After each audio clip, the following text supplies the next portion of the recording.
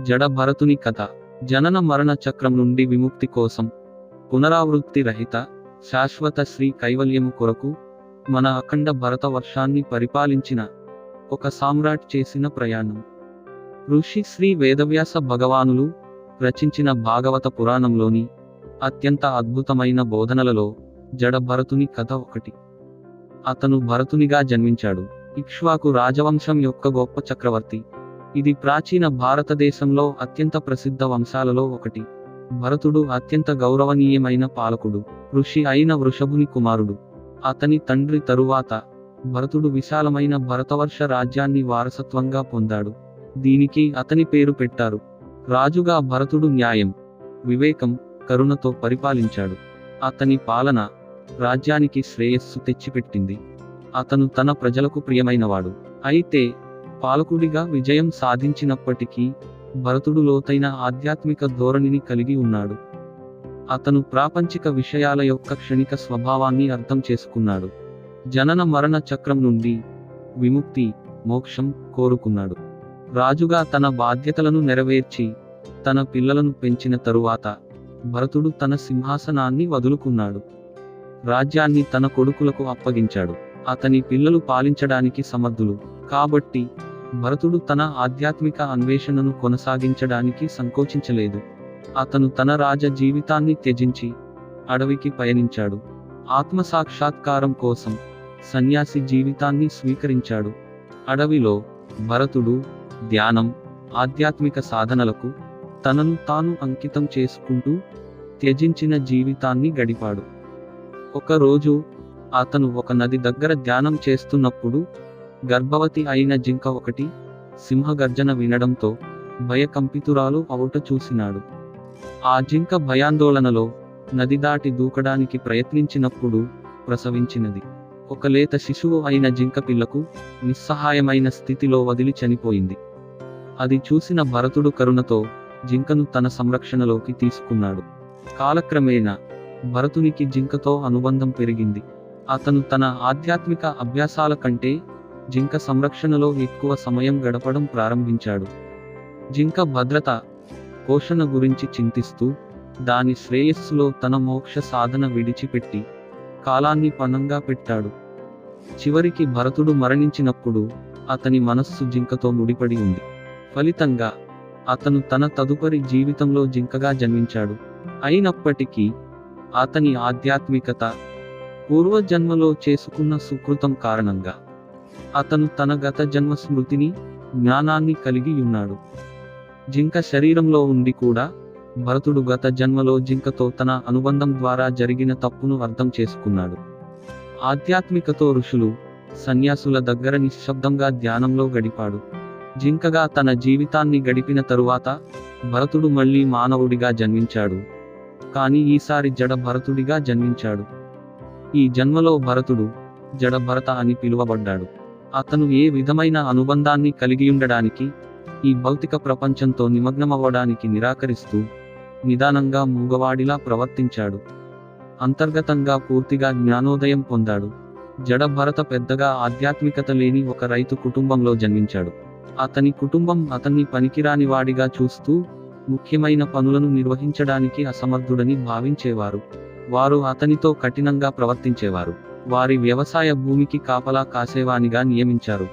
జడ భరతుడు ఈ విధులను ఎటువంటి ఫలితం ఆశించకుండా ఆ జగన్మాత ధ్యానములో నిర్వహించాడు. తన నిజమైన ఉద్దేశ్యం, ఆసక్తి ప్రాపంచిక విషయములతో కాదు. అతని సాధన ఆత్మ సాక్షాత్కారము కొరకు మాత్రమే. ఒకరోజు నిషాదులు, గిరిజన వేటగాళ్ళు బృందం జడ భరతను పట్టుకుంది. ఈ వేటగాళ్ళు తమ శ్రేయస్సు కోసం తమ దేవతకు నరబలి అర్పించే ఆచారం కలిగియున్నారు. జడ భరతుని మౌనాన్ని, భౌతిక విషయములపైన అనాసక్తిని ఆ నిషాదులు అవకాశంగా తీసుకున్నారు. జడ భరతుని కాళికా మాతకి బలి ఇవ్వాలని నిర్ణయించుకున్నారు. వారు అతనిని కట్టివేసి తమ దేవతకు నైవేద్యంగా సిద్ధం చేశారు. నిషాదులు అతనిని బలి ఇవ్వబోతుండగా తన భక్తుడికి జరుగుతున్న అన్యాయాన్ని సహించలేని ఆ మహాశక్తి స్వరూపమైన కాళికా మాత విగ్రహం నుండి ప్రత్యక్షమైంది.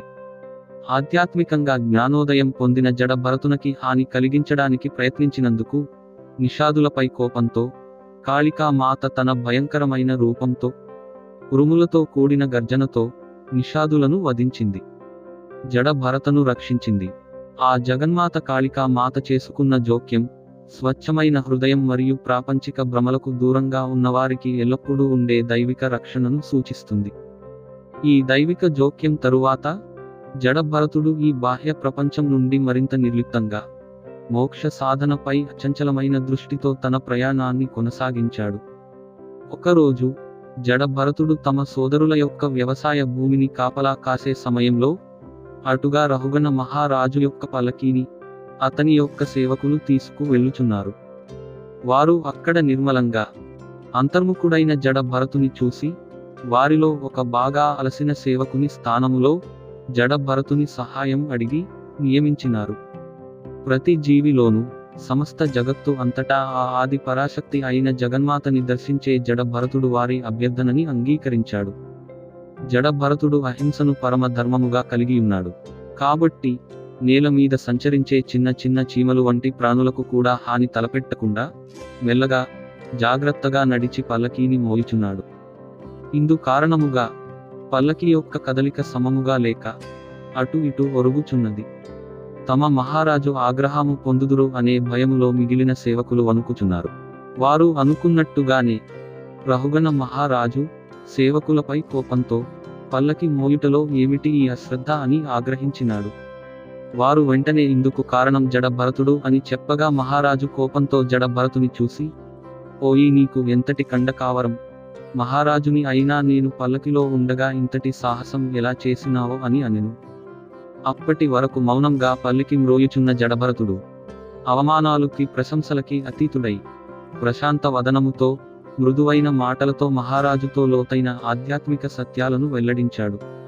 ఈ దేహంలోని జీవాత్మ పరమాత్మల యొక్క అనుబంధం వివరిస్తూ శరీరం మరియు బాహ్య ప్రపంచం యొక్క భ్రాంతికరమైన స్వభావాన్ని వివరించాడు. స్వీయ సాక్షాత్కారం, నిర్లిప్తత యొక్క ప్రాముఖ్యతను నొక్కి చెప్పాడు. అతని మాటలు రాజు రహుగణను తీవ్రంగా ప్రభావితం చేశాయి. అతను జడ భరతుని ఆధ్యాత్మిక గొప్పతనాన్ని వెంటనే గుర్తించాడు. పల్లకిలోంచి క్రిందకి దూకి జడ భరతుని పాదముల వద్ద పడి క్షమాపణ కోరి ముక్తి మార్గదర్శకత్వాన్ని కోరాడు. తదనంతరం తన రాజ్యానికి చేరుకుని జడ భరతుడు ఉపదేశించిన విధంగా మోక్ష సాధనలో తరించాడు. ఆ జగన్మాత అనుగ్రహంతో సంపూర్ణ వైరాగ్యంతో స్వీయ సాక్షాత్కార జీవితం ద్వారా జడ భరతుడు చివరకు మోక్షాన్ని సాధించాడు. జనన మరణ చక్రం నుండి విముక్తి పొందాడు. సంసార బంధాల నుండి విముక్తి పొంది పరమాత్మతో కలిసిపోయాడు.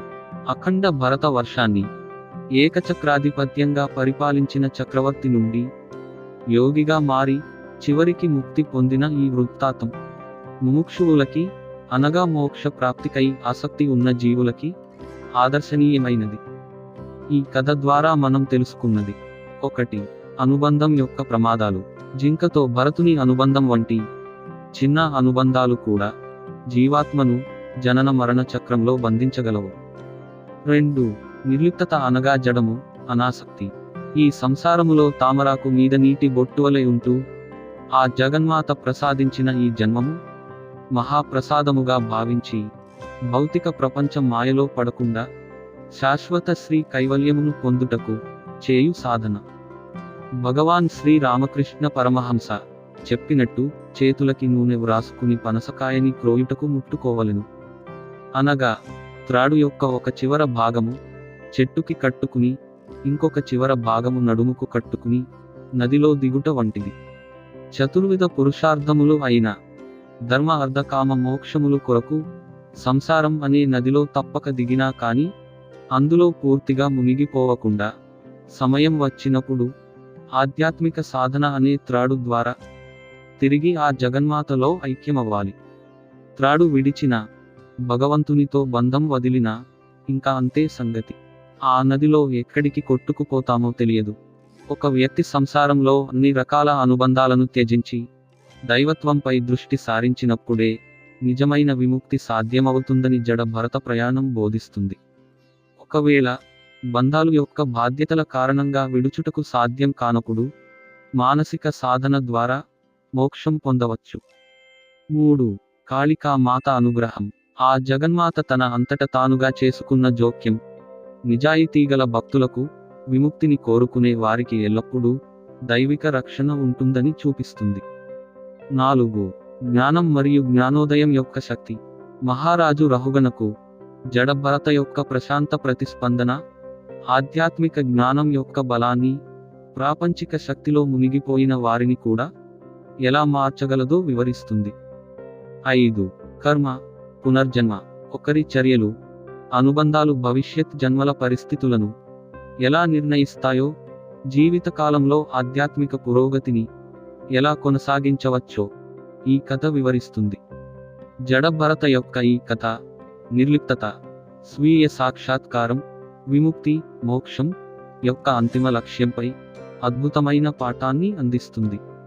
ఆ ఆదిపరాశక్తి అయిన జగన్మాత యొక్క అపారమైన కరుణ, అంతులేని జనన మరణ చక్రం నుండి జీవాత్మను ఎలా విముక్తి చేయగలదో చూపిస్తుంది. శుభమస్తు. జై కాళికా మాత.